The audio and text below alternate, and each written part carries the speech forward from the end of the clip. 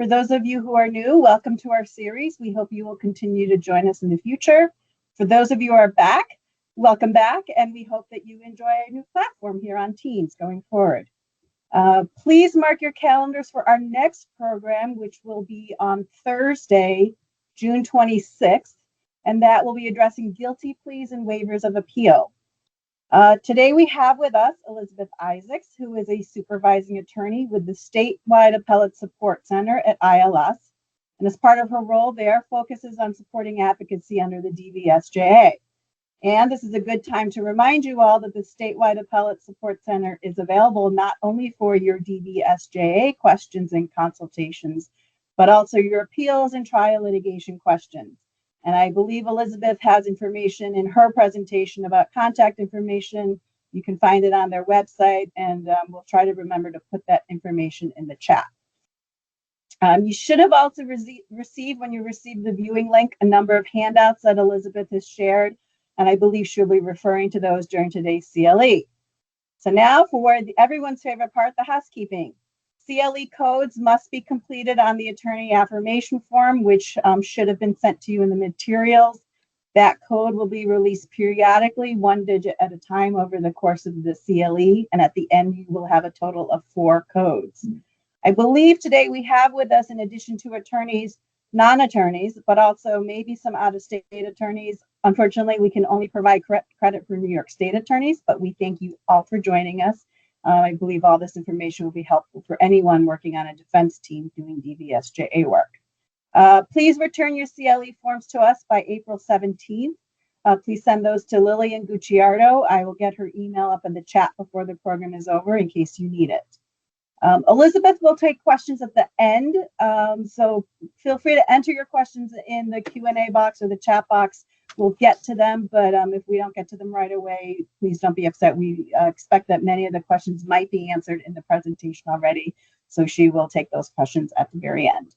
And that's enough from me, so please join me in welcoming Elizabeth Isaacs. Thank you. Thanks so much, Jane. Thank you to the Monroe County Public Defender's Office for hosting this series, and to the Appellate Defender Council from ILS. And I also just want to thank my team at the Statewide Appellate Support Center, who's been incredibly supportive and helpful, and particularly my colleague, Michelle Stroh, who was instrumental in this presentation. I'm very excited to be here. I'm also excited that there are folks from a number of backgrounds and expertise joining, not just attorneys. I think the DVSJA is a great example of an area of law and advocacy that lends itself well to interdisciplinary expertise. Before we dive in, I just want to acknowledge the artist whose work is on this slide and appears in a few places throughout. Her name is Katie Yamazaki, and she's a muralist, children's book author, and illustrator who created this mural in collaboration with the Women in Justice Project. And I'm including Katie's art with her permission because I think it really sets the tone for our topic today. How do we humanize our clients who are criminalized survivors of domestic violence? How do we incorporate the DVSJA into multiple places in our advocacy? And how do we do so in a way that centers their experience and really breaks down the binary between victim and perpetrator that really permeates our criminal legal system? And finally, how do we work with clients in a way that feels collaborative and trauma-informed? So before we dive into DVSJA, as Jane said, just wanted to let you know a little bit about our team at the Statewide Appellate Support Center at ILS, or the SASC. Our team is relatively new, a little over 2 years in the making, and we are made up of attorneys, an investigator, a paralegal, and a mitigation specialist. We do not offer direct legal services. Our mission is to support public defense advocates across New York in both criminal defense and parental representation in family court. And we do this by offering case-specific consultations, training sessions like this one, and also we develop resources to strengthen appellate, post-conviction, and trial advocacy. There is a consultation intake form on our website. You can also email us at the address on the screen, and feel free to reach out. So here's what we're going to cover today. We're going to talk about what this statute is, its history, purpose, and impact to date. We are going to discuss the difference between how it operates prospectively at initial sentencing versus retroactively via resentencing. We will go over who is eligible, what the criteria are, the procedures for applying, and how that differs, again, between prospective and retroactive application. We'll talk about the elements you have to prove and some practical tips for doing so. We're going to spend a significant amount of the time on what we'll call the front end, the Penal Law 6012 front end at initial sentencing. And really, trial defenders need to understand this clearly. Most cases arising under the DVSJA at this point will be happening, starting at the trial level. But appellate and post-conviction practitioners also need to understand this stage because these issues are going to be coming up on appeal. They already are. And of course, via 440 motion. So we'll then talk about the resentencing provision, CPL 440-47, and we will spend some time on the most litigated issues and including DVSJA cases pending in the Court of Appeals. And we will do some questions. So here we go. I am including this slide up front, not to scare you, but to make it clear why it is so important that you understand this law and that you know how to use it. It is a tool for advocacy at all stages, and we also have an obligation to be screening for DVSJA issues in every single case, no matter how it comes to us. So whether you're seeing cases in trial court, on direct appeal, if you're assigned to a resentencing DVSJA application, or if you are assigned to any 440 or a SORA case, for example, you really need to understand how it can impact your advocacy. So,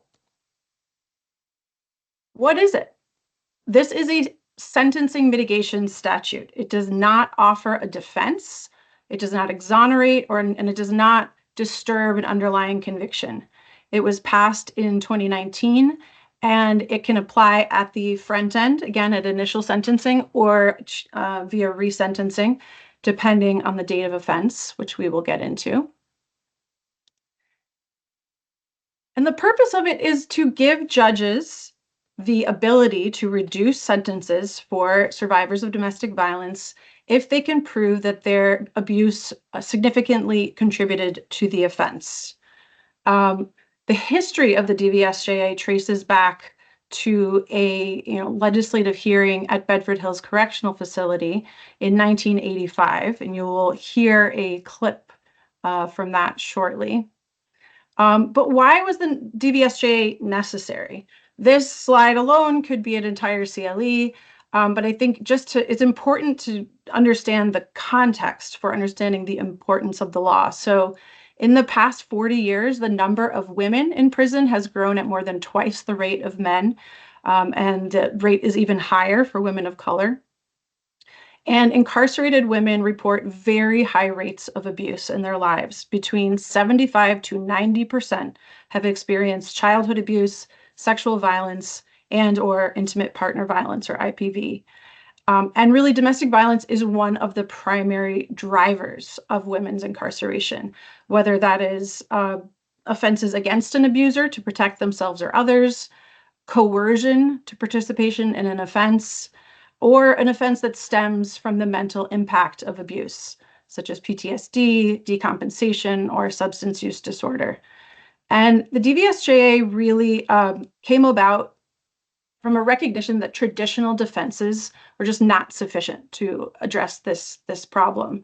As all of you are aware, the defenses like justification and duress and even EED really focus on this narrow point in time.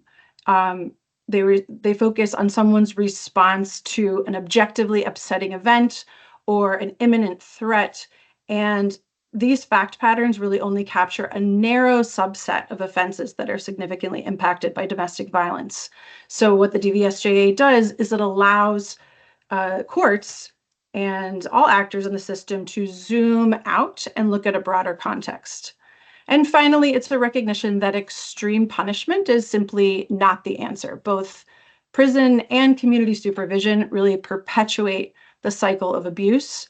And there's extensive research supporting how prison and parole can replicate the dynamics of abusive relationships and coercive control and can really re-traumatize survivors. So these policy arguments are compelling and interesting, but they're also important parts of our advocacy. Part of our role, your role, is to really educate prosecutors, courts about why the law exists. So quickly on the history, you'll see in this picture Senator Roxanne Persaud holding the sign, one of the DVSJA's sponsors, along with members of the Coalition for Women Prisoners that advocated for the DVSJA. And this law was the result of a 10-year legislative campaign that was led by survivors of domestic violence, both inside and outside the prison walls. And it is a groundbreaking law. It is inspiring similar legislation all over the country. Most recently, Oklahoma passed the Oklahoma Survivors Act, which went into effect this past fall. And there are several other states with legislation that is either proposed or has been passed and is awaiting signature. So it is really, we are at the forefront. But the history of the DVSJA traces even farther back. I talked about the hearing in 1985 inside New York's only maximum security prison for women, Bedford Hills. And at that hearing, women testified about the connection between the domestic violence they had experienced and their arrest, prosecution, and punishment. And I'm going to play a clip from that hearing, most of which is actually available on YouTube if you want to watch the whole thing. But here's just one clip. One thing the criminal justice system could do is when we women that go before a judge or police, that they separate us from just being a murder suspect or a manslaughter person, that you find out what happened. What is the cause? Separates us from just a common person that just wants to go out there and kill somebody, or as a result of a woman that after 9 years of abuse and finding out this happened to your child because you want to protect your family. I was known to protect my family. I was raised that way. So we need someone to reach out to us. The women in prison, we need an advocate to come in here to talk with us, find out the problems of our children. Don't try to find out so you can put them in a home, but find out to work with them and to try to work with us. We need to know that we are somebody. We need to know that you're not a bad person, which the man causes us to feel that it's your fault. No matter what you do, he feels that it's your fault. And you begin to feel that it's your fault. So we need support. We really need support. And by this group coming together to do this, we have gained support. And we would like to keep our group together so that we can keep this support and help other women. So this hearing occurred 40 years ago. And it took quite some time to get the DVSJA passed. So it was passed in 2019. I want to take a look very quickly at some of the impact it has had. These statistics are gathered by the Survivors Justice Project, an advocacy collective that has been working from the beginning on implementation of the law, and also the only entity in New York tracking DVSJA statistics and collecting data. These are based on resentencing cases only. Which is because it is exceptionally difficult for reasons that will become apparent, I think, to track data at the front end. So keeping that in mind, to date, 208 resentencing applications have been filed. A quarter are still outstanding. 85 have been denied, and 71 of those applications have seen their sentences reduced. And it's worth noting that some were granted under the DVSJA and others resulted in an alternative disposition that lowered the sentence, such as a repleter. Of the successful resentencing applications to date, mostly women have been the applicants, although 11% have been male. And I do want to, note that this data is based on gender designations within docs. So of course, it's not based on how their survivors themselves identify. Of those successful applications, if we look at the types of cases, the SJP data tells us that in just over half, the victim or complainant in the case was the applicant's abuser. In 32 cases, or almost half, however, the victim was a third party, not the abuser. And then there are some cases where it was, quote unquote, victimless crime, such as a drug offense, gun possession, or property crime. So how are prosecutors approaching these cases? Of the successful cases, the prosecution consented in more than 75%, either from the beginning or some point over the course of the litigation, they switched and consented to resentencing. So clearly, we'll get into the need for negotiation, but DA consent can be very important. And then just in terms of what types of cases, almost a third were cases that had gone to trial, and 68% were cases that resolved by guilty plea. And these numbers always just bowl me over. Here we have the fact that of these 71 sentences, these 71 people, because of the sentence reductions, over 192 years of incarceration were avoided that they would have served. And that's a conservative estimate measured by the earliest release date. And if those people had been sentenced under the DVSJA to begin with, more than 525 years that were served would not have happened, which is always staggering to me. And now we have gotten to your first code, which Jane has tasked me with. So I will leave it up for a moment. The first CLE code is the number 8. The number 8. So please mark down your codes. If you're like me, you're scrambling to find a pen, make sure you get it down. But the first code is 8. Okay. So here's just an overview of some of the most significant aspects of the law. First of all, it is available to survivors convicted of felonies that are categorized as violent. We will get into the exclusions. And it takes a broad view of domestic violence. It is beyond adult intimate partner violence, or IPV, and it includes other kinds of domestic violence, other kinds of family and intimate relationships.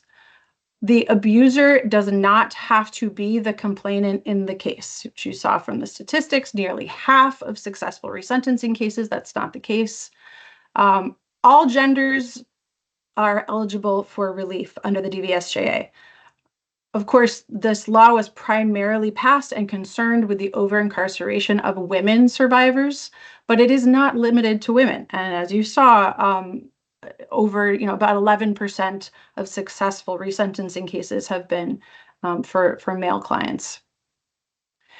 It offers both prospective and retroactive relief. And for the retroactive relief, there is a right to counsel, which is not like other types of 440 motions, which many of you will be familiar with.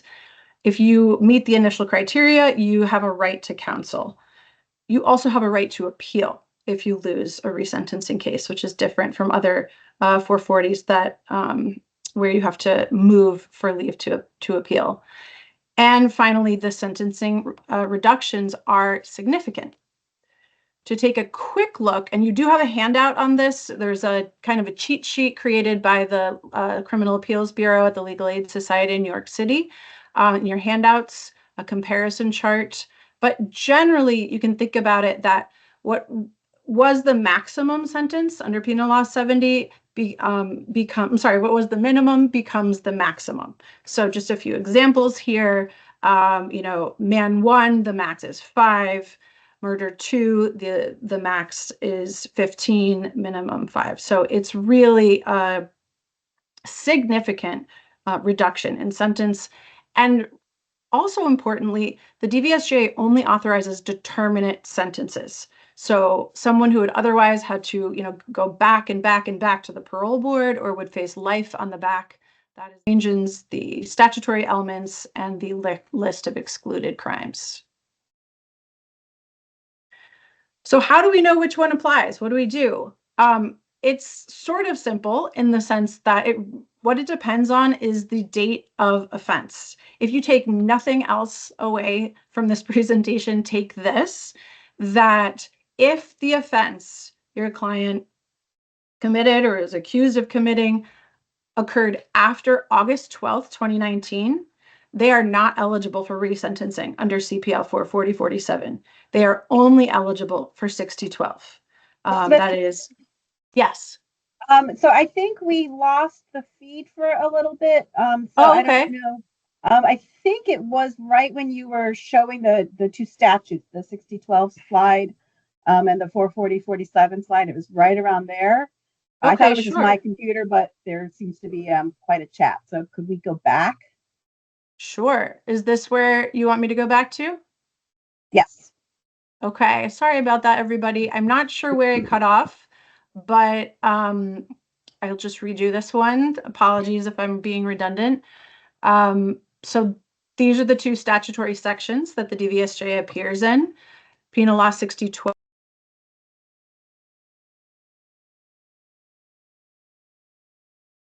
Trial court, and Criminal Procedure Law 44047 deals with retroactive resentencing. And 6012 also contains a lot of the substance, the meat of the law that you'll need to refer to if you're litigating under 44047. How do we know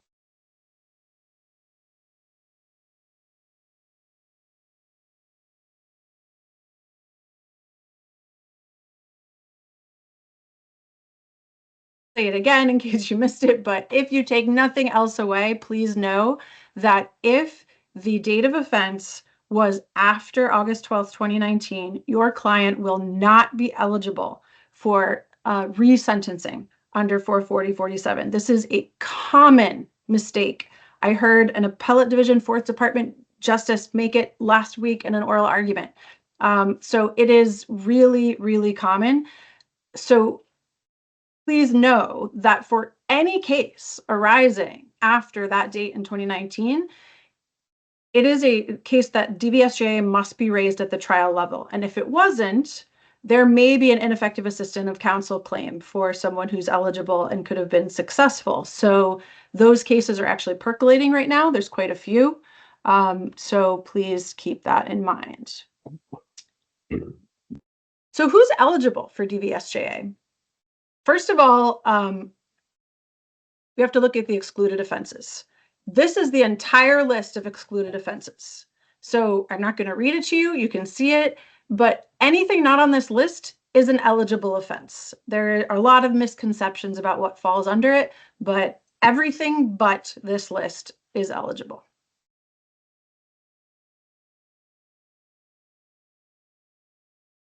Another eligibility criterion is predicate status. So first and second felony offenders are eligible.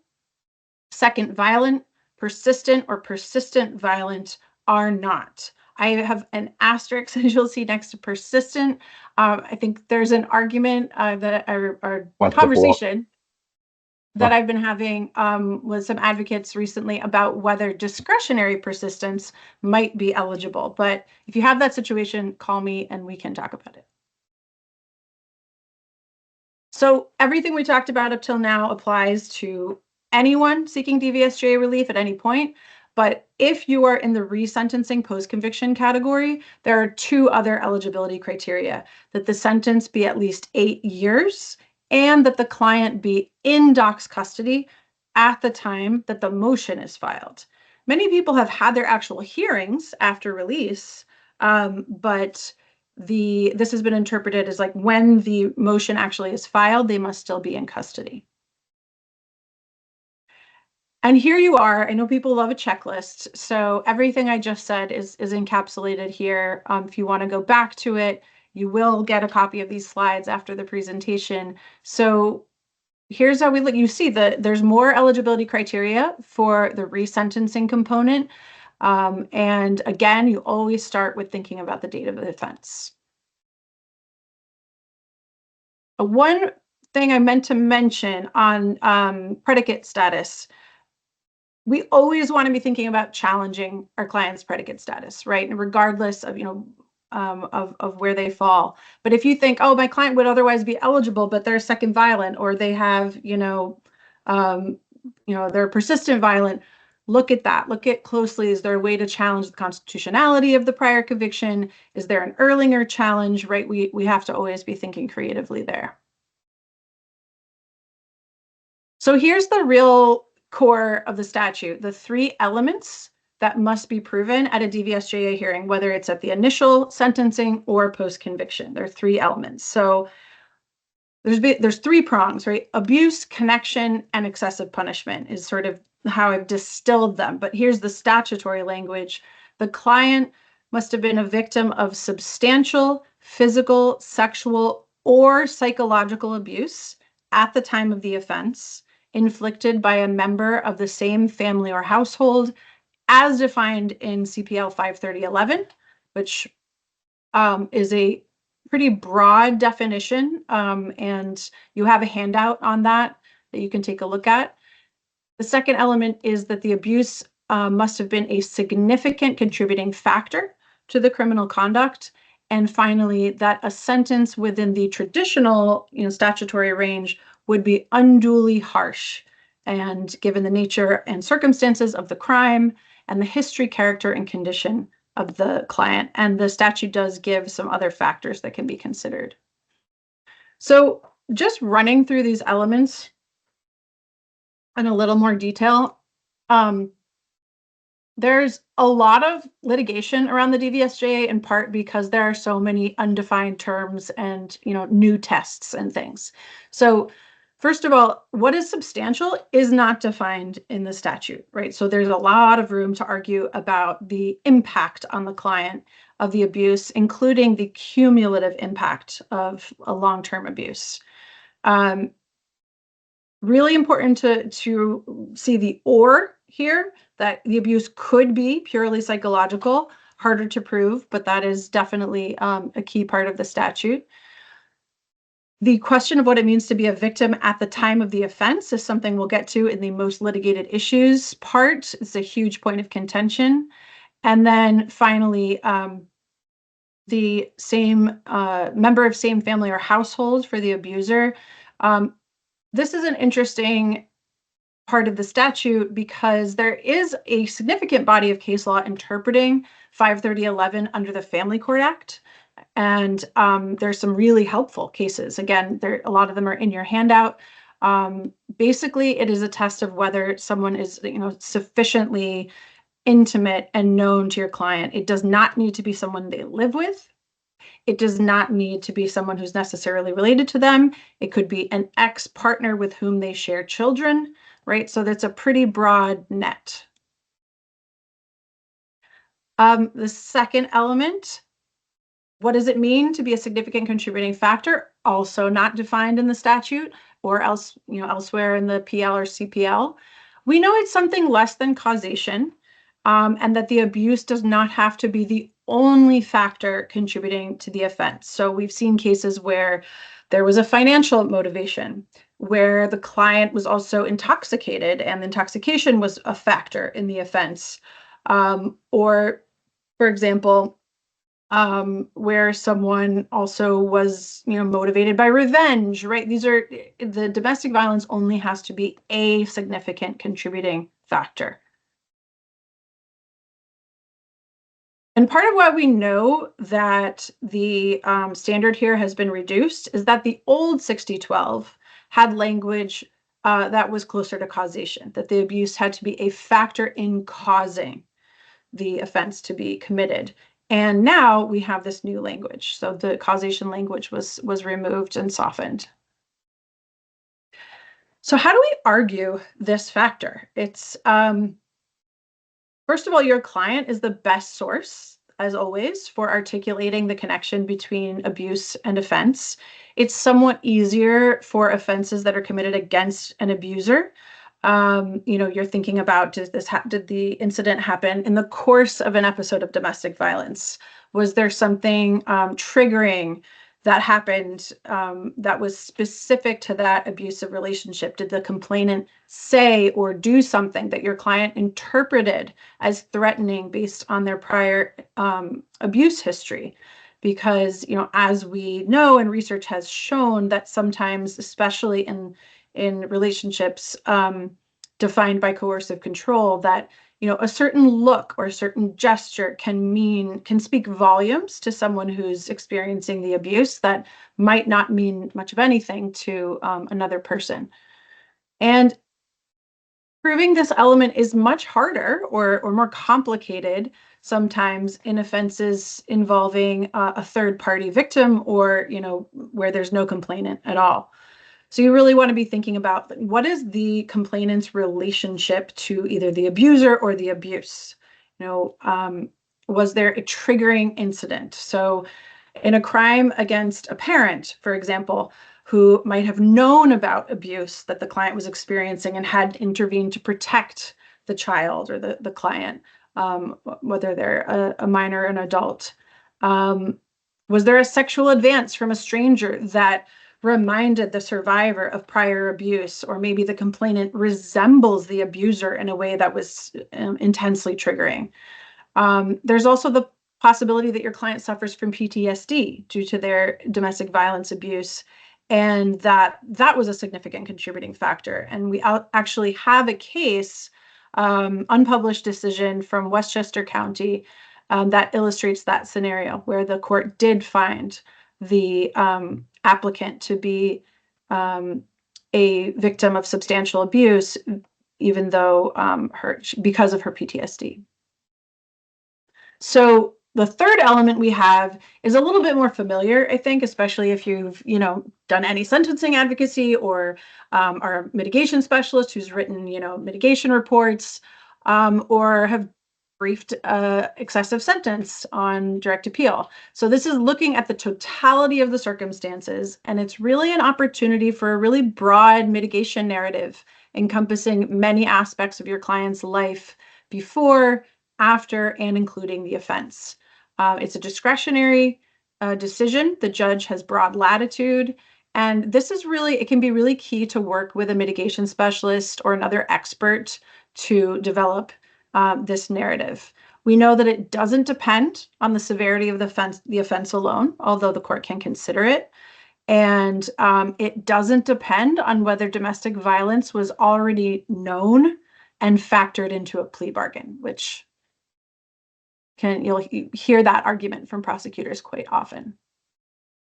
I'm not going to read these out to you, but here are just some non-exhaustive list of mitigation factors to consider. And also in your handouts, you have a guide on interviewing for mitigation that can be really helpful in these cases. Feel free to come back to that. So what about the hearing itself? This goes for either end, right? I'm trying to remind you constantly, are we in trial court at the initial sentencing, or are we, at resentencing and going back post-conviction? But in either case, for the DVSJA hearing, we know that statute tells us that reliable hearsay is admissible. And if you've done SORA litigation, you're familiar with this standard from People versus Mingo. The DVSJA also tells us that the court shall consider oral and written arguments, take testimony from witnesses from either party, and consider relevant evidence to make its determination. So I include this direct quote because it really shows how broad the kind of universe of evidence can be. The burden is on the defense, and it is a preponderance standard. That's not in the statute, but it has been interpreted that way by Second Department at Armando, and then sort of echoed out by many other cases. People ask me all the time, like, what's a DVSJA hearing like? What happens? And it's a very hard question to answer because the structure of the hearings and how long they take, it can really vary. First of all, on what's contested, right? The prosecution might concede prong one, or prongs 1 and 2, or you might be litigating all 3. And then there's also just every case is so different in terms of what kind of evidence you need to put forth. Second code, CLE code number 2 is the number 2.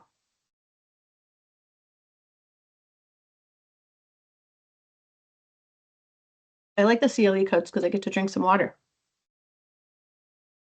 All right, CLE code number 2 is the number 2.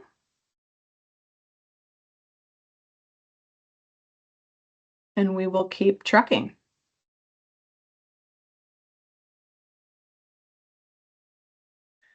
So we can talk about the statute abstractly all day, but I think it really helps to kind of put it to some facts. So we're going to look at a hypothetical case, and we're going to use this throughout the rest of the presentation.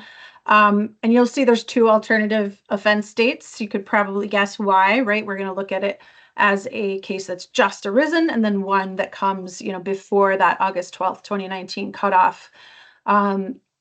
So for the purpose of storytelling, we are going to treat it as something that happened yesterday, April 9th. So imagine that you are at arraignments and you pick up a case where your client, Annie, is charged with first-degree assault. The complaint alleges that yesterday Annie assaulted the complaining witness, Brenda, with a razor blade in an unprovoked attack on the street in broad daylight. Brenda suffered serious physical injuries, but survived, and the incident was caught on video, and Annie was arrested at the scene. She also made a statement to police post-arrest, admitting that she committed the offense. And what we learn is that Annie has some priors. She has some misdemeanors for drug possession, and she has 1 felony conviction for third-degree robbery. Annie is a 23-year-old Black woman. She has a 9th grade education, and she works part-time as a home health aide. She has 3 children who are all under the age of 7. When you interview Annie, she reluctantly shares some information with you. Annie says that she's worried that if she talks to you or talks to the police about her boyfriend, Cameron, she will end up losing her kids. Cameron is the father of Annie's children, and he's 10 years older than Annie. They met when Annie was 14 and he was 24, and then had the 3 children together. And Annie says that they've had a really rocky relationship and have been mostly separated for about 6 months. But, Cameron has his own apartment, but he also stays over sometimes at Annie's apartment when he comes over to see the kids. She tells you that she's been supporting the kids almost entirely on her own, and that Cameron has refused to give her regular financial support. When she told Cameron recently that she was going to go to court to request child support, he threatened to call CPS and tell them that she's been using drugs in front of the kids. And she says that he's tried this before, and she just can't risk losing her kids. When you ask her what happened with Brenda yesterday, she tells you that she doesn't really remember a lot. She doesn't really know Brenda. She's not a friend, but she's just someone who's around the neighborhood. But Annie has heard that Brenda and Cameron have been seeing each other, and she knows that when she and Brenda ran into each other, that Brenda said something to Annie about how she doesn't deserve Cameron and he's never going to give her any money. So we have this case at arraignments. We're about to stand up on the bail application, and we should be thinking, in addition to the mitigation we'll make at the bail appearance, is this a DVSJA case? How are we going to make this determination, and what steps would we need to take? So I want you to be thinking about that as we go, both in terms of if you met Annie again at arraignments and trial court, what steps to take, and also if you were assigned to her case on direct appeal, or if you were assigned to a resentencing motion under CPL 440-47. So where do we start? No matter where you come into the case, you need to start by checking eligibility and thinking about her kind of objective initial eligibility. We also want to be looking for indicators of domestic violence history. We want to, more than anything, start building a trusting relationship with Annie. We want to be consulting with our team, investigating, gathering documents, and if you want to run this by our team at the Statewide Appellate Support Center at ILS, we are always happy to do case consultations. A quick plug, in your handouts, there's a guide to intake and case assessment. It is geared towards resentencing cases, but many of the materials in there also apply at the trial level. And that includes a sample intake interview with sample questions. And also you have in your handouts a DVSJA investigations manual, which has a long list of potential kinds of evidence to look for, and also templates for records requests and releases that you would need to get from your client. So we start out, is Annie eligible for the DVSJA? So if this happened yesterday, April 9th, 2025, we know that she would not be eligible for 440-47 relief. So we can't tell her, it's okay, you don't need to raise this now, you can always raise it via 440. That's not the case, right? She would have to raise a DVSJA claim at initial sentencing. We know that in terms of her predicate status, we know that she has one prior felony, but it's for third-degree robbery, which is nonviolent. So she is, if they seek predicate sentencing, she would only be a second felony offender. So yes, she qualifies. We also, if we were meeting this case in the post-conviction context, so if we're back at the date of the offense, say in April 9th, 2018, we would also have to look at the length of her sentence. Was it at least 8 years? And we would also have to look at whether she was still in custody when we filed the motion. So sticking with the pretrial context, we just know from date of offense, the crime itself, which I'm sorry I skipped, assault 1 is the charged crime. Even if she pled to assault 1, she would be eligible. It's not an excluded offense. But keep in mind, you may have clients indicted for non-eligible offenses who plead to eligible offenses, and it is the crime of conviction that controls, not the crime of indictment. So it is so important to remember how difficult it can be for clients to speak with their attorneys or any members of the defense team about abuse they have experienced, and they may not even realize that it is abuse. I'm going to play you another clip. I encourage you to turn up your volume for this one because we had an experience that's it's like a little soft. I apologize for that. This is from an interview with Asia Serrano on the Public Defense List podcast. Asia, in this episode, she's also interviewed along with Trinity Copeland, who is also, they were both resentenced under the DVSJA that resulted in their release from prison. And they're talking about their experience. And here, Asia is imagining herself in the context of someone who's prosecuted now and has to raise this claim now, because she had, over a decade in prison before she made her resentencing motion to process the abuse she experienced. And she is talking about just how difficult it would have been at the time for her to do that. So we're going to take a listen.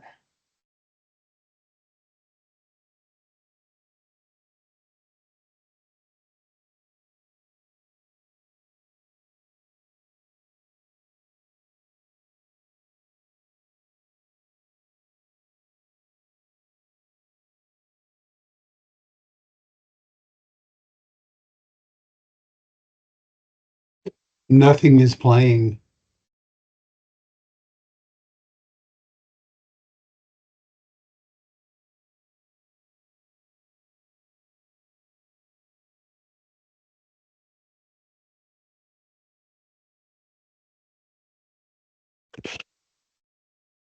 Elizabeth, Yes.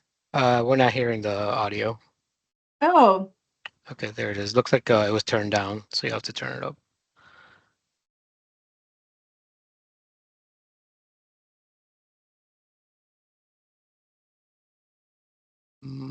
Still not hearing it. Yeah, we're still not hearing it.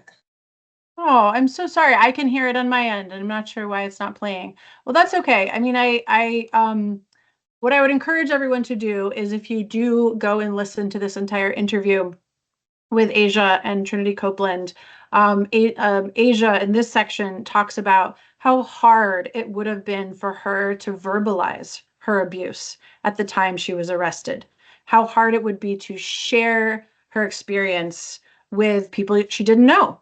Her attorney is a stranger, the DA is a stranger, the judge is a stranger, and it would have been extremely difficult for her to open up without having that distance and time that the post-conviction, context had given her.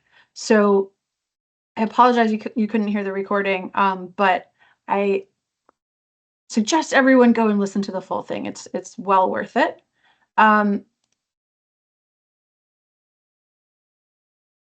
So this kind of leads right into, like, how do we figure this out? How do we uncover the abuse? Again, most important is to build trust with your client. You have to take the time to speak with them, to visit them in jail or in prison with their permission to talk to their loved ones and family. Again, many domestic violence survivors do not even identify their own experience as abuse, or they might identify one part of their experience of abuse, but not other parts that, arguably are. It's really important in every case. I mean, it's not a perfect fit as an analogy, but I have taken to calling DVSJA at the trial level the new Padilla. And it sounds dramatic, but that's intentional, because I think it's important to realize it is our obligation to affirmatively check in with our clients about this, because it's obviously much simpler to ask someone whether or not they're a citizen, but we have an obligation to explain the availability of the DVSJA, to explain the statute in terms that are relatable, and to explain the different types of abuse that might qualify. The Survivors Justice Project has an excellent resource guide that is written with a client audience in mind that kind of breaks down the law. It is available on their website, sjpny.org. Bring printouts, have that at arraignments, talk to people about the law, because that can also open up conversations. Show empathy. With Annie, you could say, Annie, I know it can be so hard to talk about the most difficult things that have happened to you. I know you just met me. I'm a stranger. I want you to know that I will never share your personal information without your permission, but I want you to understand your options. And the best way I can do that is to really understand what's happened to you in the past and how it might be connected to what happened with Brenda, so that you have as many options as possible. So this is our obligation. It is more complicated than, our Padilla obligation, but it is nonetheless part of our duty. Ask open-ended questions, right? These are kind of basic interview training, but I find that many lawyers tend to say things like, have you ever suffered abuse in the past? Never ask that question, right? You want to ask questions to Annie like, can you tell me about your relationship with Cameron? How did you meet? What was it like at the beginning? Did it change over time? How have things been with him in the past year? You said that you've been separated. What happened there? What's his relationship like with your kids? And are there, this may be tough to talk about, but are there times you've ever felt threatened by Cameron, or that he might have hurt you physically? Can you tell me more about those times? I mentioned the intake guide's sample interview questions, which I think gives a good sampling of the types of conversations you can have with clients around all three prongs of the DVSJA. And, this is one of those situations where it's really helpful to partner with a specialist. Caseloads are high, time is in demand. It can be hard to visit a client pre-trial as many times as may be needed to make out these claims and to figure out if you have a DVSJA claim. If you can work with a social worker who can do some of the interviewing and building trust, or a mitigation specialist, and also an investigator. And one little tip is to really try to build a timeline with your client to sort of situate their lives and the markers of things that have happened to them, and then kind of placing some of their tough and abusive experiences along that line. So in addition, I would say that, in some cases, it's going to be fairly clear that domestic violence was at play, right? There are past orders of protection against the complaining witness that your client had. Your client may have suffered physical injuries during the incident. Maybe there's a history of domestic incident reports, right? So these are clearly kind of flags. But in many cases, it is not going to jump out. And it is still our obligation to investigate it. So your client is going to be your best source. But in some cases, as we said, their client may not even identify as a survivor, or they may not know exactly how to articulate it. So how do we know? Here are a few things to look out for. So again, applying these to Annie, we want to see, did she have a past or current order of protection against Cameron? Maybe he had one against her, right? So don't just think of it as, a lot of survivors of domestic violence have been prosecuted or have orders of protection against them in situations where they were actually the victim. We want to find out if Annie was ever arrested at or near her home address. That could be an indicator. There's no co-defendant in her case, but you'll often see cases where the co-defendant is either the client's romantic partner or a cousin, a sibling, someone who they have a familial connection with. We'd want to find out if Annie has had any contact with the family regulation system. So either as a child or as an adult. Was she in foster care? Were there family court petitions against her or in which she was a party? Was CPS involved? We know that, she indicated CPS might have been called in the past. We want to get those records. And then we want to know, has Annie ever been arrested before? For these are only some of the charges or situations you might look out for. Endangering the welfare of a child, common charge against DV survivors, false reporting, definitely any prostitution convictions. And here we have a client's vulnerable status. And by this, I really mean, if your client identifies as a member of the LGBTQ community, if your client has experienced housing insecurity, there are communities that have a much statistically higher rate of domestic violence, something to look out for. And then, maybe your client is alleged, sort of in this case as well, to have committed an assault against a stranger, someone they didn't know that well. In Annie's case, it's an assault on the girlfriend of her ex. You want to really ask in these cases, why did the client react in this way? Did Brenda say or do something that made Annie feel unsafe, threatened, paranoid? And when the offense seems somewhat random, you want to explore what triggered it and whether those triggers are domestic violence related. So here's kind of how it seems to work. The statute is not a model of clarity, but how does it work at initial sentencing? So we've got a guilty plea or a trial verdict, finding your client guilty, a request for the hearing at sentencing, then the evidentiary hearing itself, and then the judge makes the decision.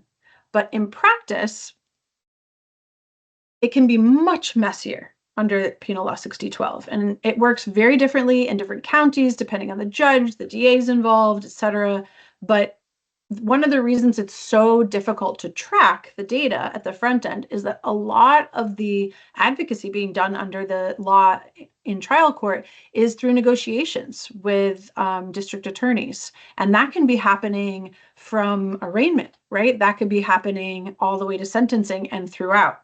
So a lot of this stuff is just never on the record. And think about that when you're getting things on direct appeal. You might not see it at all. You need to talk to your client about it, talk to the trial attorney to see what happened.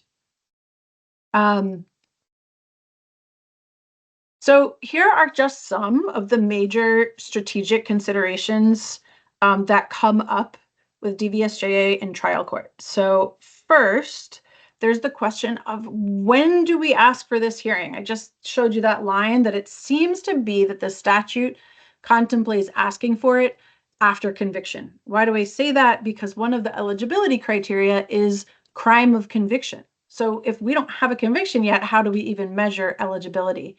That being said, there's a lot to think about in terms of when. So with Annie, if we approach the DA early and we have this robust record of mitigation, we're showing her history of abuse with Cameron, maybe we're showing prior abuse in other relationships or by family members, and we may be able to get consent to the DVSJA sentence from the DA, or at least arrive at a much better plea deal and avoid a DVSJA hearing entirely, which, like any hearing might be desirable.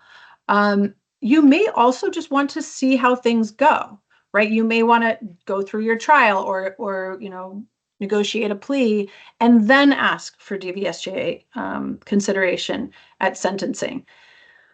I also want to note that in a few cases, there has been a pre-plea DVSJA hearing. Again, the statute doesn't say you can't do it, and some judges have agreed to it so that the client has a full picture of their sentencing exposure before plea. But of course, this involves, and we get to the risks here, the DVSJA involves admitting guilt. And, for trial attorneys especially, that's very uncomfortable to do before you have, decided whether to take the case to trial or before, you've really negotiated a plea. So it's, and I want to say that it's not necessarily admission of guilt to everything that is being alleged in the complaint or the indictment. It could be, but it is admitting involvement, right? The defense theory of involvement may be slightly different. So for Annie, what if the incident was not caught on video and there were no witnesses? And we assess the evidence and we think, this is pretty weak and the client wants to go to trial. It may make sense in that case to wait and raise the DVSJA only if she's convicted. There's also the situation where the DVSJA really conflicts with the defense. So in the situation where we want to argue mistaken identity, right? Brenda was mistaken. Annie wasn't even there. Annie has, Annie looks like another person on the block. These really raise tough strategic questions because, practically speaking, we're not likely to succeed at a DVSJA hearing at sentencing if we go from a trial strategy of she wasn't there, she didn't do it, to she did it and it's connected to her domestic violence history. This actually happened in a Manhattan case last year and where they shifted to DVSJA arguments at sentencing, and the judge was very skeptical about that shift. So it's important to consider the risks on appeal as well, because I recently spoke to an attorney who, lost a suppression hearing, was took a plea, and was considering seeking DVSJA sentencing. But she felt like her suppression claim was pretty strong. She should have won, and she thought it had a good chance on appeal. And without that evidence that, should have been suppressed, they really didn't have enough for a case. But if her client admits guilt at sentencing, even maybe testifies, which is not a requirement, but, he might have testified, then if he wins on appeal, the DA has an admission of guilt, right, when the case gets sent back. So it's a huge consideration, and it's never easy. It's case by case. So we have to think from early on, like how these theories and strategies align in terms of trial strategy and sentencing. There's also an open question about whether a DVSJA sentence in a plea case gives the prosecution the option to withdraw consent to a plea agreement. In other words, if you negotiate the plea, take the plea, and then you say, well, I would like a DVSJA hearing, and the DA says, wait a second, I never would have agreed to that agreement if I thought, she was going to get 5 instead of the, 15 we negotiated on the man 1 or whatever it is. So this is an open area. It's not resolved, but I think there are some really strong arguments that the DVSJA is much like the YO statute. And in Rudolph, the leading Court of Appeals case for a youthful offender, there's language that the DA has to reserve the right to withdraw consent to the plea if they are going to, if YO is granted. So there is a parallel argument for DVSJA. And the other question here is, can the DA or court insist on a waiver of a DVSJA hearing as part of a plea bargain? This issue is going to the Court of Appeals this year. Leave was granted. It will be argued in the fall. The case is called People versus Nicole Hudson. And this is a case where, we really have to think about whether we want to waive DVSJA. There can be situations where it's advantageous and you decide it's what you want to do. You could also decide that it's not worth it. You want to preserve this claim under Hudson, and we will see where it goes. But in Hudson, the Second Department said that yes, you can negotiate away your right to a DVSJA hearing, even if you're eligible and it should be ordered. And the defense is arguing, no, it's a remedial statute. The judge decides whether someone gets DVSJA sentencing, much like youthful offender, and the DA cannot be a gatekeeper. So that is going to be going up in the fall. Here are just a couple of examples from real cases where there's been plea negotiation involving the DVSJA. In Natiana R., which is a case out of Erie County, the client killed her abusive partner with a single stab wound to the chest. The incident was caught on surveillance video, and the DA argued, this was unprovoked, no justification. The neighbors had reported hearing the couple fighting regularly, including just before the incident. And the defense attorney in that case, really amazing attorney, Jess Culpet, out of Erie County, she did an incredible job of developing, right from the jump. She did extensive investigation and built a mitigation record.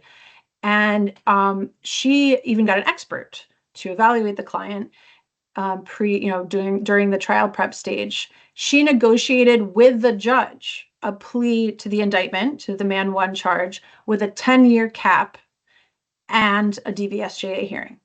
Ended up losing the DVSJA hearing, but that is one way to approach it.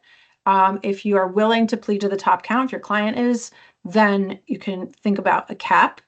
Another case in another situation with a negotiation with the DA is where People versus Lucky, this was a Brooklyn case where the client, who was a man, was pulled over and he admitted to having a gun in his jacket.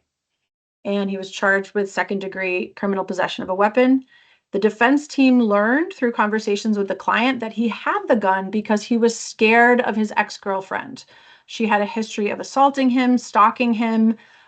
He had orders of protection against her, and she had also threatened to kill him.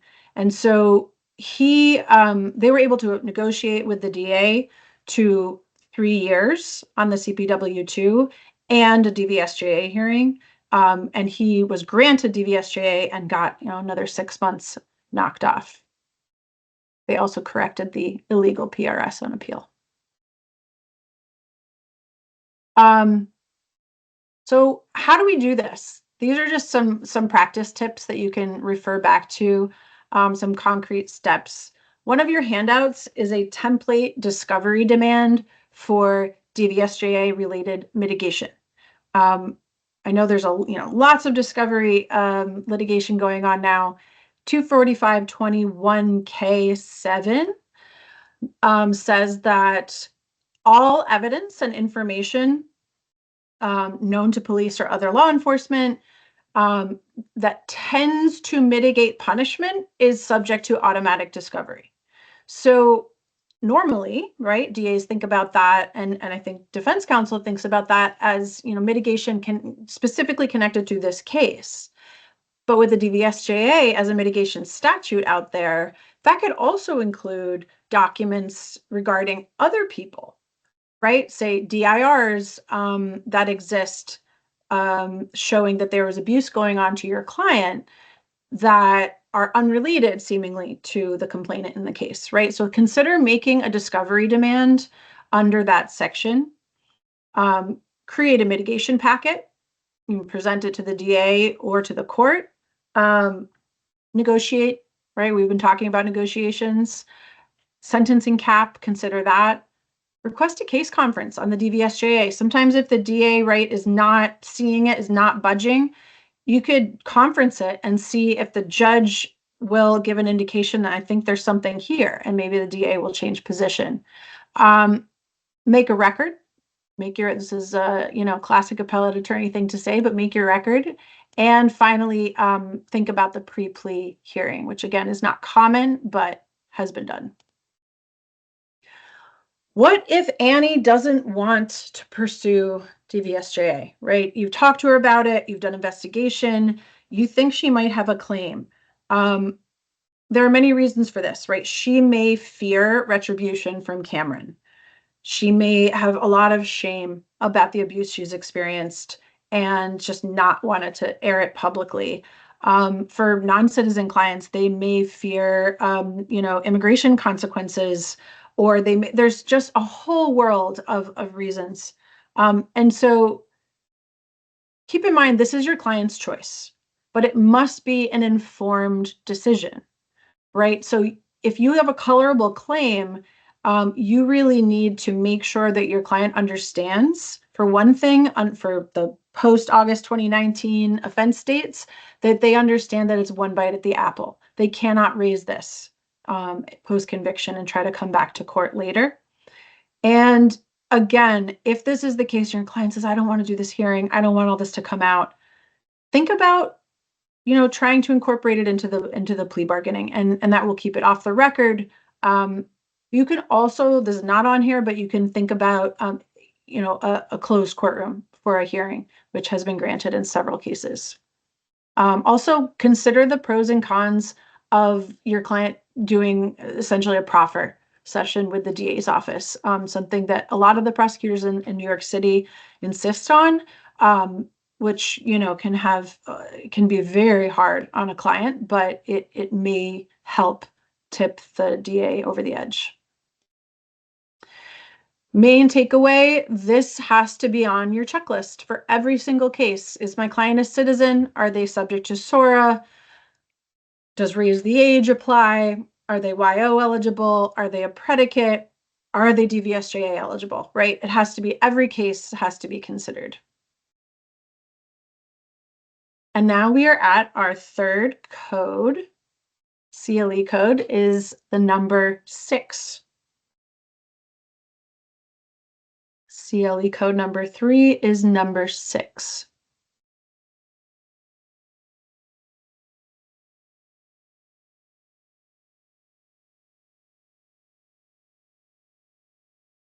Okay.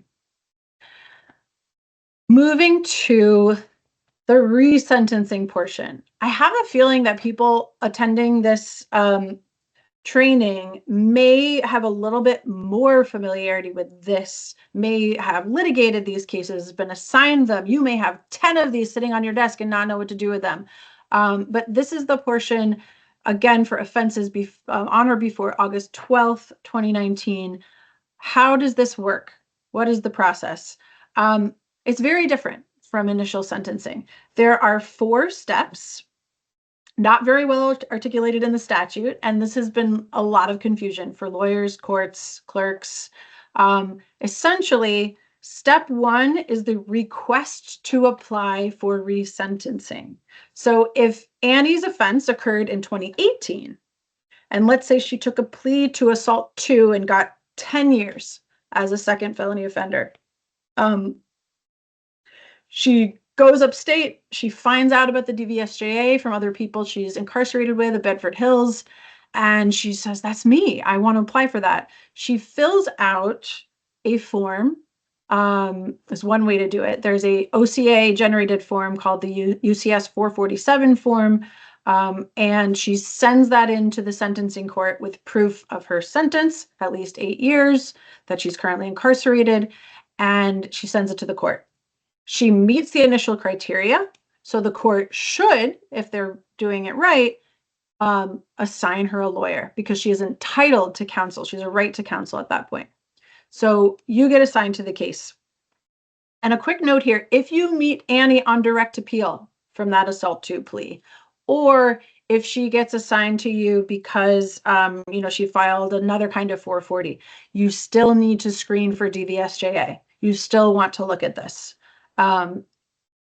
So however you're there, you get assigned to the 440-47, and the next step is the motion for resentencing, right? So just to note that between 1 and 2 can be a very long time.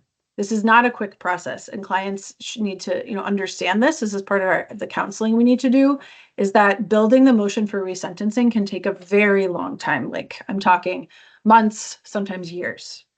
At step 2, the applicant has to meet an evidentiary burden that does not exist under Penal Law 6012. Many judges think it does. It's not in the statute. It only exists for resentencing claims. It is a corroboration requirement. So the client has to provide 2 pieces of evidence corroborating prong 1 of the statute, that they are a victim of substantial abuse. If they satisfy that, the statute says they must get a hearing. So again, there's a lot of musts and shalls in this statute. Once you get the hearing, the burden's on the defense to prove the 3 elements, and the court decides to resentence or not. And then if you lose, there is a right to appeal. So that's the basic outline of 440-47. And let's talk about the evidentiary requirement. So we said 2 pieces of evidence, right? This is just a quote from the statute. At least one of which must be, and then here's the list. So the statute's very explicit on what one piece has to be. The second piece may include, but shall not be limited to, and then has lots of examples. So that's a much bigger category. So if we think about Annie, and we're thinking about how do we corroborate that she was a victim of abuse? What's our category 1 piece of evidence? We want to think, did Annie testify at her trial or at a pre-plea hearing about Cameron's abuse? Would that be a court record for testimony? Did she mention it in the interview with probation that went into the pre-sentence report? Are there any records from family court showing that she attempted to get Cameron to pay child support? That would corroborate her claim that he basically coerced her, right, into not doing so. If that's not obvious, I just want to make it explicit that could be an argument for psychological abuse, right, in addition to any physical or sexual abuse that she experienced. We want to ask, are there any domestic incident reports, orders of protection that we can submit, right? These things all fall on list 1. Medical records from injuries. We also could get an affidavit. So it says a sworn statement from a witness to the domestic violence. Could we interview Annie's family members, friends, employers? Did they observe any physical injuries? Did Annie ever disclose to them that Cameron was abusing her? Did they ever witness Cameron being aggressive or abusive, right? So these are all potentially category 1. Category 2, really, there are so many things that could fit in here, right? Did she ever go to a DV shelter? Was there a record of her staying there? Maybe she's been getting OMH counseling at Bedford and she's disclosed the abuse and mental health records, right? So there's lots of different things that could fall under 2. We submit our at least 2 pieces. We write our motion telling this story, and we get a hearing. So again, like the initial sentencing hearings, these can vary very widely. It's important to note that whether it's initial sentencing or resentencing, these hearings can feel like trials. Especially, they can be extremely re-traumatizing to clients. They could, if they choose to testify, which they're not required to, if that's part of your evidence, their cross-examinations, you can imagine, can be absolutely brutal, attack their credibility, make them feel like liars. You know, you're also going to be presenting potentially other fact witnesses, lots of documentary evidence often submitted at the hearings, and potentially expert testimony or expert reports. Remember that when you get a hearing ordered, that is another moment to try to negotiate. We think back to the statistics, a lot of the successful 440-47s were not on DVSJA grounds, right? That's a moment to go back to the DA's office and said, okay, I have a hearing ordered here. Can we work something out? Or, you know, what is possible here? And potentially a repleader or another resentencing under a different theory. If you lose, again, whether at initial sentencing or 440-47 is denied, file that notice of appeal within 30 days of sentencing or the decision, even if it was a plea, even if there's a waiver. And please consider, not even consider, just do this. Include a certificate of continued eligibility for assigned counsel. There's a change in the law a few years ago, which allows the trial attorney or the 440 attorney to include this affirmation that basically says, to the best of my knowledge, my client is still eligible for poor person's relief on appeal. And that makes the process of getting assigned appellate counsel much smoother. So some of the most litigated issues, we're going to spin through these, but I know some of the questions probably in the Q&A will address even more of these. So these are just 3. I chose 3 for time reasons. There are others. The top 2 here are litigated at both ends, the prospective and retroactive. The third about, sufficient corroboration really goes to that evidentiary requirement that's only in the resentencing side of things.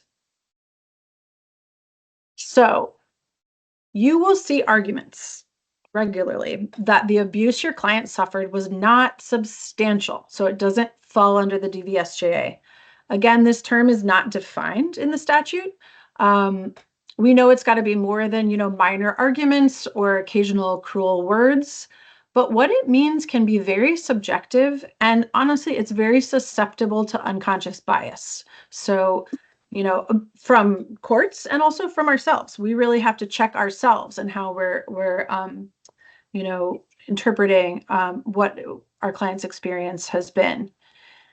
It is especially difficult to convince courts or prosecutors that psychological abuse rises to the level of substantiality, particularly in situations where there isn't physical or sexual abuse, or at least it is just not as recent in time. So some practice tips, right? These are just 2 of the cases. In many cases, saying courts should consider the full picture of the cumulative impact of abuse, right? So the most recent relationship might be standing alone, not enough, but we have to look at the full picture. So let's go back to Annie. Maybe in isolation, Cameron's threats to call CPS and make false allegations against her if she seeks child support wouldn't be enough, right? Standing alone. But what if we could argue that Cameron has been coercively controlling Annie since they met when she was 14 and he was 24?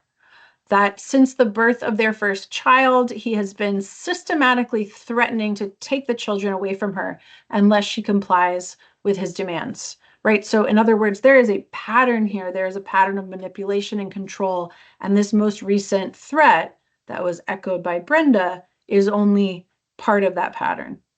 And it has been combined with, beatings and sexual assaults. One thing to keep in mind, because you will see this more often than I wish was true, there is a form of coercive control called litigation abuse or legal abuse, where an abuser leverages the system, such as family court system or CPS or the police, to threaten a survivor into compliance. And I encourage everyone to read the DVSJA Task Force's guide on coercive control for the DVSJA attorney, which gives a good overview of different manifestations. And finally, in many cases about where there's this question about substantial abuse, it may be helpful to have a psychological expert or an expert in domestic violence, even if they're not, it could be someone who's just worked with domestic violence survivors for a long time, to really put in context why the abuse was so substantial and to connect the dots. Again, this is jumping to the 440-47 issue alone, which is corroboration. Obviously, we want to corroborate our claims. We want to do it at the trial level, at initial sentencing. We want to do it post-conviction. But specifically talking about this threshold pleading burden to get a hearing in a 440-47 case, it's a tricky issue. Because first of all, many survivors just do not report abuse. This is a very well documented phenomenon. And, for many reasons: fear, shame, fear of consequences, both from the abuser and from, other systems that they have to interact with. Fear of being arrested themselves, right? Failure to protect, right? Endangering the welfare. These are all concerns that clients might have and might drive them not to report. And the requirement that we have this documentation, that our client's word alone would not be sufficient, it really has the potential to exclude survivors from marginalized communities. So Black and Brown communities, LGBTQ survivors, who are at an even higher rate, less likely to report abuse. Prosecutors challenge the sufficiency of corroboration regularly. So we have to keep in mind that it doesn't have to be a slam dunk, right? This purpose of this requirement, you can remind the courts of this, is to weed out frivolous, fabricated claims of abuse, right? That's the purpose. We're not supposed to prove our whole case at the pleading stage. We're simply supposed to show that we have some corroboration. And some of the arguments you're going to see are on the screen. It doesn't count because it's just self-reporting from the client, right? So for Annie, her statements to police, if she told the police that Cameron used to beat her up and to threaten her, that doesn't count because it's a self-serving statement. You'll hear that argument. We can combat this in part by using the statutory language itself. Those examples of sufficient corroboration that are in the statute, many of them clearly contemplate self-reporting, right? The PSI comes from the probation interview, sometimes from collateral sources, but mostly from the interview with the client. Court records could be testimony against an abuser, an order of protection, DV shelter records, mental health records, evidence that the client has, consulted with clergy members. These are all situations where it's clearly coming from the client. So that's part of our argument. The DA might also argue that Annie's statement can't be sufficient corroboration because it was made post-arrest, so it's not reliable, right? She was interested in that point in, mitigating her punishment or getting out of this case.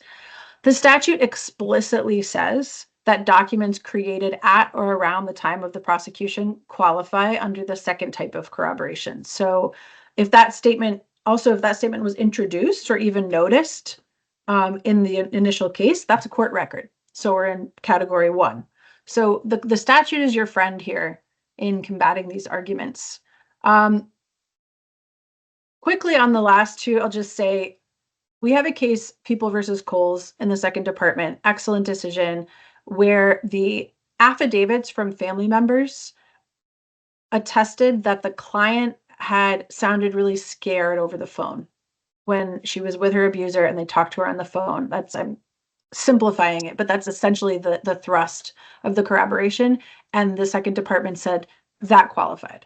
So you're not necessarily looking at affidavits from witnesses who had seen it happen. We know a lot of domestic violence happens behind closed doors. It could be people who have can attest to the effects, right? Could Annie's sister sign an affidavit saying that, she could never come to family functions because she said Cameron wouldn't let her go, that she saw her sister with bruises, right? These are not witnessing the abuse, they're witnessing the effects, but that should be enough. And finally, you don't have to corroborate every aspect of the abuse, right? It's corroboration it's unreasonable, can argue, to mirror every allegation for the corroboration requirement. Moving to temporal nexus. I think I talk about this more than anything else in the DVSJA, and I think others would agree who are really steeped in this work. What does it mean to be a victim at the time of the offense? There is this timing language. It did not exist in the prior version of 6012. It was added. There's really not much in the legislative history to tell us exactly why or what the discussion was around it. It's an unsettled question. So again, a lot of unsettled questions because this is a new statute. We do have, though, a building body of case law in the appellate division, interpreting it narrowly, saying, starting with the Williams case in the First Department and going from there, that it means the abuse or abusive relationship had to be ongoing at the time of the offense. And, I think this is subject to a lot of interpretation. In my mind, that this interpretation that the appellate division has had is really at odds with our modern understanding of trauma and its long-term effects. I mean, if you step out of the DV context and think about, say, veterans and PTSD, we have a long understanding of how that can really carry on for years, deeply affect someone psychologically. And that if they do not get the sort of treatment and mitigation and support that they need, that it's not going to just go away, right? These cases don't recognize that. I think this issue, if I could read the tea leaves, is going to go to the Court of Appeals. I think it will have a lot of amicus support and things like that for a broader interpretation. I do want to point out two cases, and specifically the People versus CS case from Westchester. I mentioned this case earlier. Here, the abuse was not recent, but there was expert testimony that the client suffered from PTSD, and that that was what was really acting upon her at the time of the offense. And the judge found her to be a victim at the time of the offense based on the effects of the abuse, that is the PTSD. In these cases where there's a timing issue, really think about getting an expert. Many of the cases that you see on the left here, there wasn't an expert, or there wasn't an expert specifically on this issue. So it's really subject to ongoing litigation. I'm not going to read this out the whole way, but this is a quote from the Westchester case where the judge really says, I don't know why the legislature would distinguish between these two categories of survivors, right? Someone who has suffered severe abuse, but there's some time gap, versus someone who has more recent abuse. And so that's a great quote to use. And I share it. It's an unpublished decision. I share it with permission of counsel and the client who was represented in that case. And I should say this client lost the DVSJA hearing ultimately, and the case is on appeal. So a couple of tips. If we have a gap, a time gap, how do we approach it? Let's go back to our client, Annie. Let's say we file the motion and the prosecution concedes, yes, Cameron was abusive in the past, but the relationship had been over for a while. And, the abuse wasn't going on anymore. And so even if he was, kind of mean to her and more recently, it wasn't substantial. Those threats about CPS, it doesn't rise to the level. So she does not satisfy the temporal nexus requirement. So first of all, we want to ask ourselves, is there really a time gap? So that would say, can we bring the case within the case law that exists and argue that the abuse or abusive relationship was ongoing? So we want to say, for example, what was the nature of Annie and Cameron's relationship? They are still co-parenting, seeing each other regularly. Their relationship is still abusive and it's still ongoing, even if they are not romantically involved. That's one way to close the time gap.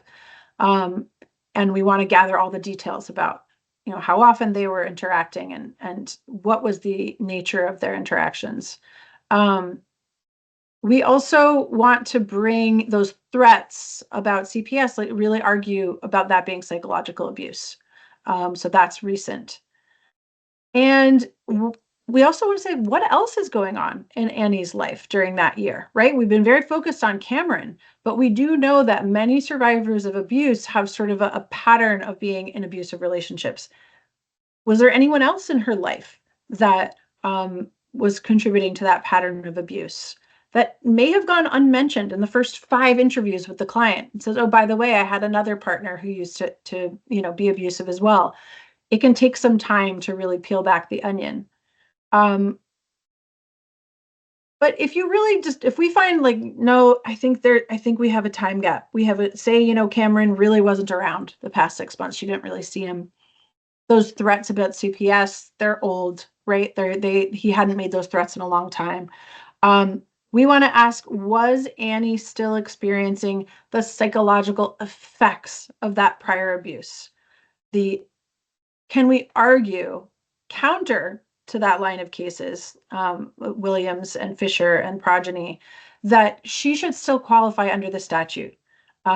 We probably need an expert in a case like this, but I encourage everyone to try to preserve this argument. Like I said, I would bet a lot of money that this is going to the Court of Appeals on how to interpret this language, and you want to preserve the alternate argument that those cases really interpreted the language too narrowly.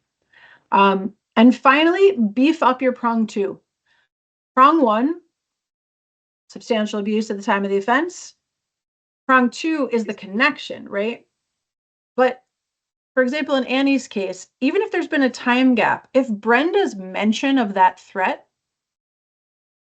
was so triggering to Annie that it kind of brought her all the way back, like a flashback to the times that she had been repeatedly abused by Cameron in the past, and that is the connection between abuse and offense, then we have more of a likelihood for a court to be willing to say, okay, the abuse was ongoing because we've made the connection. So think about your prong 2 argument when you feel like you have a time gap. I'm not going to go into these in detail. I just want people to look out for the fact that there are some additional challenges, is constant challenges to our clients' credibility. Domestic violence survivors are particularly susceptible to memory lapses, nonlinear narrative, and even just inability, like details changing over time, right? That is a well-studied, well-documented product of trauma, and it often gets spun into lack of credibility, right? So we have to anticipate that. We have to sometimes bring in subject matter experts to explain those changes in statements or something. Second, this is not a justification statute, but courts prosecutors, defense attorneys, we're really used to thinking in terms of imminence of threat and was someone justified, and it can really bleed in to the DVSJA analysis, and we have to be on guard for that. We have to remind courts that the statute explicitly says in its text that the applicant did not need to have raised an affirmative defense to qualify, and that this is not a affirmative defense statute. And finally, a lot of arguments about floodgates. If this person is eligible, then anybody's eligible for the DVSJA because everyone has had a tough life. Everyone has suffered abuse that comes through the criminal legal system. I think we know how to counter these arguments, but for one thing, the numbers have not borne that out. 71 successful resentencings or sentence reductions in 5 years is not a floodgates concern. So some of the ways you can combat those. Fourth CLE code is the number 3. You're at your final code. And we're almost done. So number 3 is your 4th code.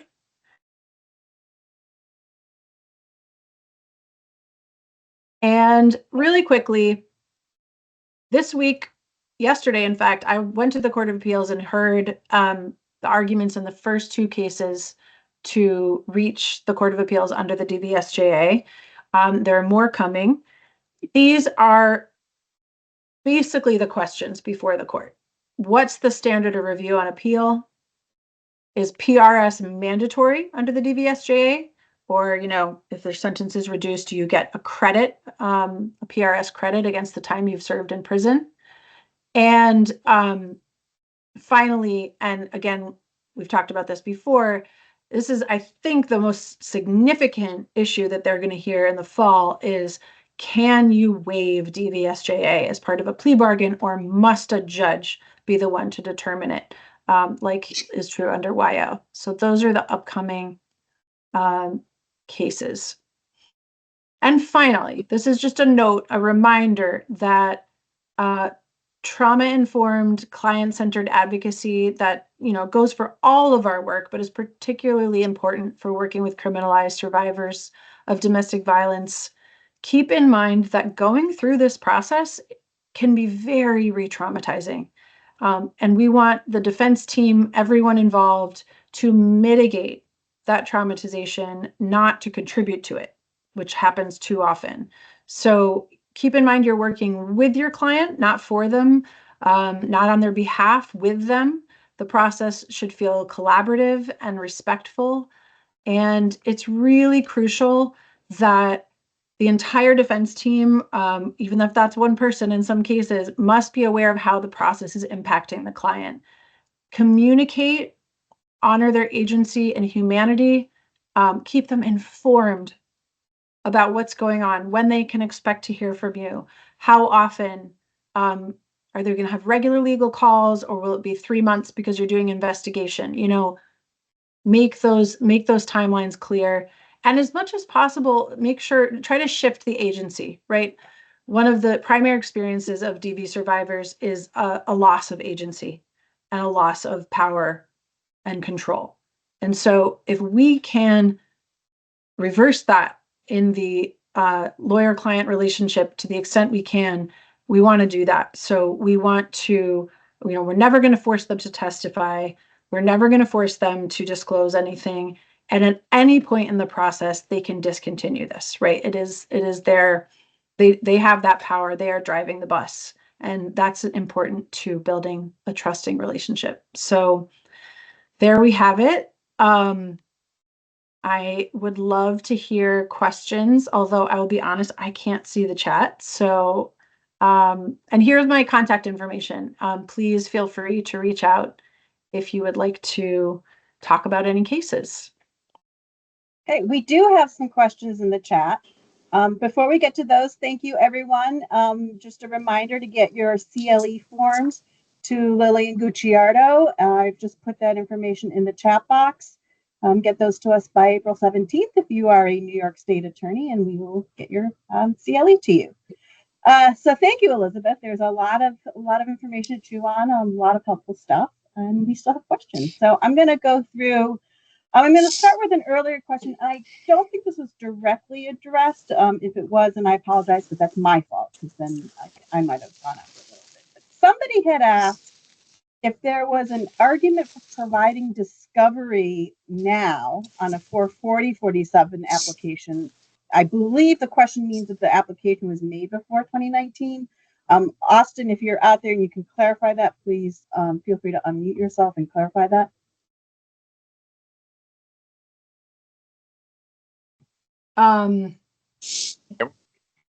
Yes, please go Yeah, ahead. I was just looking for.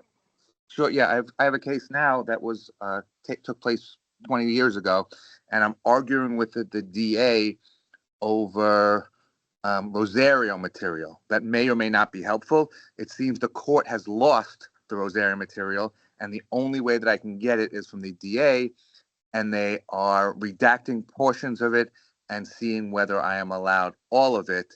And my argument is one that there were probably no redactions made, or we don't know whether these redactions were made at the time of the hearing, and because they don't have their list either, they just have it. And what else I would be allowed, I guess, is my question. Now they're arguing that, of course, the discovery law does not apply. Yeah, the discovery under 440-47 and any post-conviction discovery, I think, is a really kind of under litigated area. I think that there are some arguments to make about entitlement to discovery post-conviction. I have not seen them win in court yet, so just a big caveat there. I would refer you to an excellent discovery guide from that John Schoeffel at Legal Aid recently updated, and I can, I don't have the link handy, but it is available publicly online. That does talk, has a section actually on arguments for post-conviction discovery, including under DVSJA. But I think your most kind of foolproof thing to do is to file the motion and seek a judicial subpoena for the Rosario. And that's kind of your last option. Of course, I know that sometimes you can't file the motion because you need it for corroboration. So that's why it can be a rock and a hard place. So if you want to talk more specifically about your case, please reach out and I'm happy to chat about it. And then Elizabeth, if you want to get us that link, we can send it to the attendees in here today. Absolutely. It's a great discovery guide. Yep, great. And we have more questions. On an assigned case that you don't believe is meritorious after investigating it, how would you get off the case without selling out your client? Okay. It's a very common question I get as well.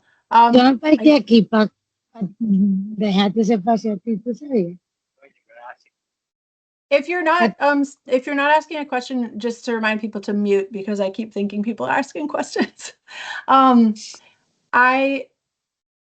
So first and foremost, I would not,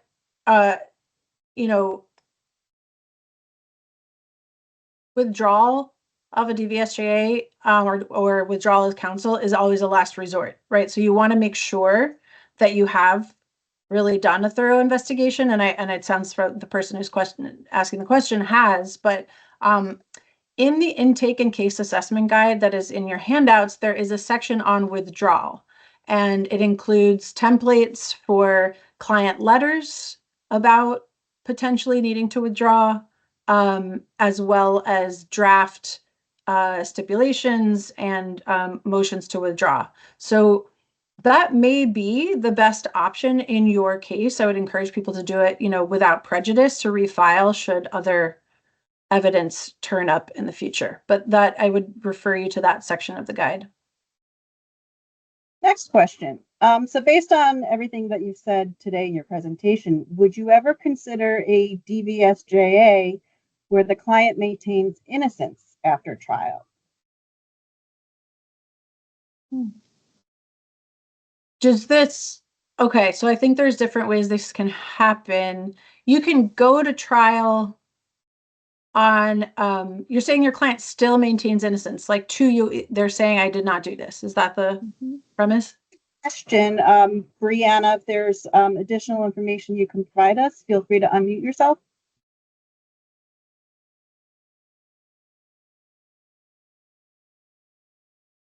Well, I can try to answer it generally. I mean, I think this is an annoying it depends answer, but I think in general it's, you know, it's very difficult to make a DVSJA claim. You are admitting involvement. Again, not necessarily guilt of exactly the charges lodged against your client, but you are admitting an involvement in the offense, and then you are trying to kind of contextualize it and mitigate it.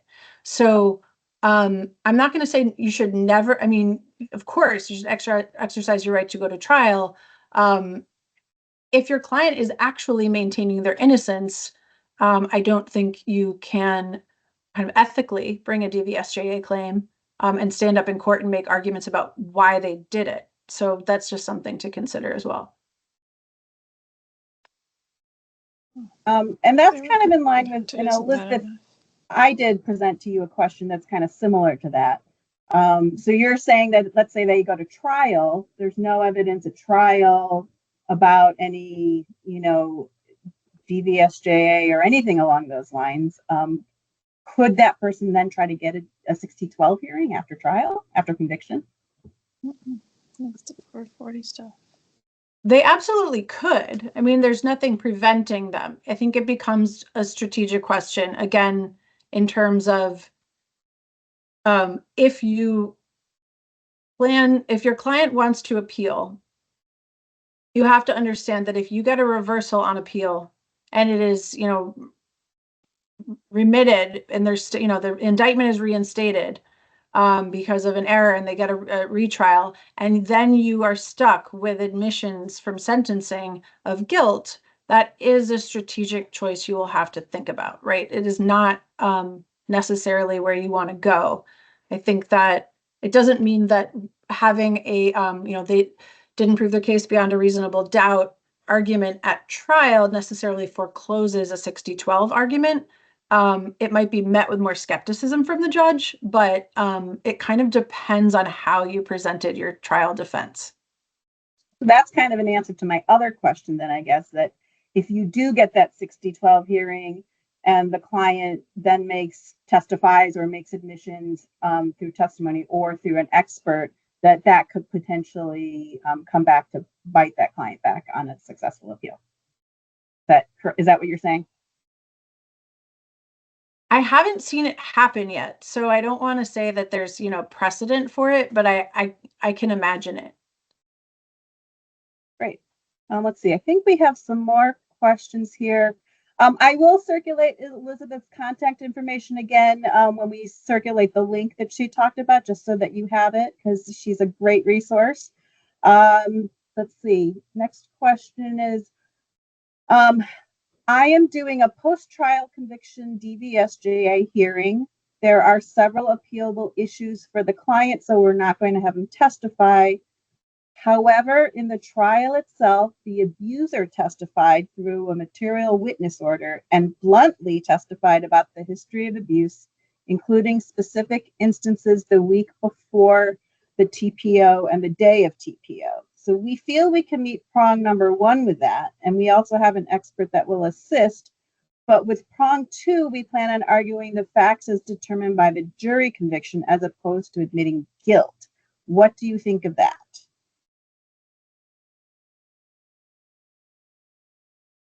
And if you need me to repeat anything, I can reread it. That was a... No, I think I got it. I think I'm also here to clarify if at all. Great. What was the conviction for? Well, it was originally an attempted murder and burglary in the first degree. The jury acquitted on attempted murder and assault first, convicted on assault in the second, and burglary in the first degree. So part of our argument with our doctor as to prong 2 is not so much admitting the guilt to the violent act, but you consent, like this pattern, this relationship. He's a male survivor of getting kicked out and coming back, getting kicked out and coming back, getting kicked out and coming back. So that's our nexus kind of to that contributing factor, which one of his appealable issues is whether he lived there or not. So, you know, as it relates to the burglary, we want to make sure to preserve that argument if it was ever remitted. So I kind of feel like that's how we're trying to navigate it. That's really interesting. I mean, yeah, this is why it's such it depends, because I could see how you might be able to argue that the abuse was a significant contributing factor to coming back, to entering the building. Whether or not that was unlawful, right? Sounds like something you're not going to concede, and then you might be able to win on appeal. But just the very fact of sort of, again, the conduct as opposed to like the charge. Yeah. That's interesting. I mean, you have to thread the needle carefully, I think, and if you want to talk about it in more kind of detail, I'm happy to. But in that kind of situation, I could see where that might work. There are others, right, where it's just kind of, it's harder to thread that needle, but it's an interesting case. Yeah. I'm going to reach out to you in the following weeks. Sounds great. Good luck.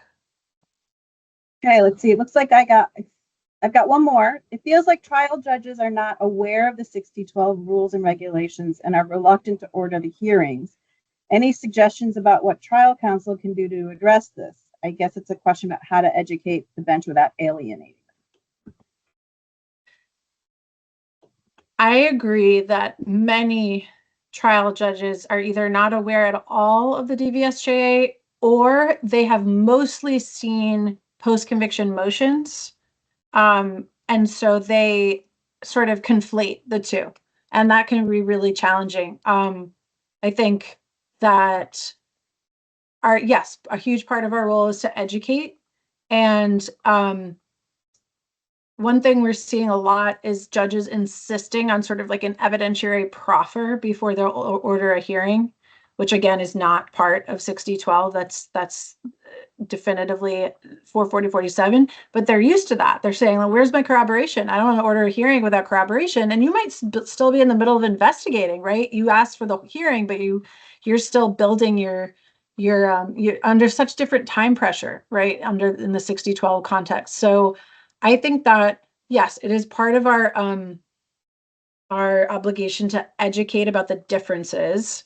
I am now forgetting if I included this in the handout, but there is a wonderful template for a motion for a 6012 hearing that Legal Aid created, which again, you don't have to file as a motion. You should be able to request it on the record, right? You get it if you are objectively eligible, conviction and predicate eligible, but it does lay out some of the law really nicely. And if I didn't include it in the handouts, I will send it to Jane and ask it to be sent around, because I think that can be a helpful way to educate the court. Great.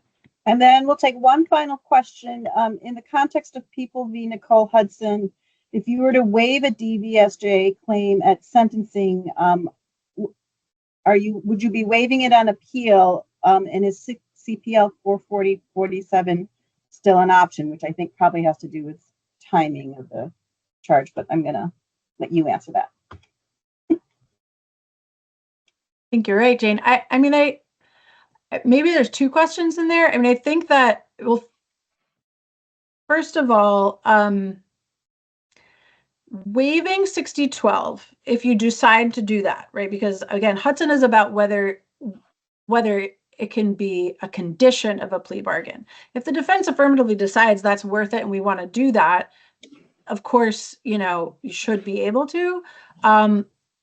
It's whether it can be required. So waiving 6012, because the defense chooses to do that, does not waive an appeal. It is not the same as an appeal waiver. And you should never waive a 440, period. any kind of 440. I know that there are waivers out there that say basically like, I waive any future litigation under any statute, including 44010, 44020.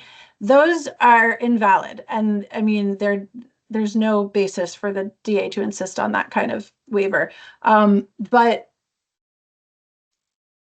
going back to the date of offense, there's a narrow portion of people who are eligible for both ends because of the date of their offense. Those cases are fewer and farther between now, the farther away we get from that period between May and August 2019. So no, if you do not ask for DVSJA hearing at the trial level for any offense date after August 12th, 2019, you cannot ask for it in post-conviction unless you're filing a motion for ineffective assistance of counsel, which is what we're seeing a lot now. I think that's a wrap. If I did not get to your question in the chat box, it's because my eyes are old and I missed it. So if I do, I will forward those to Elizabeth.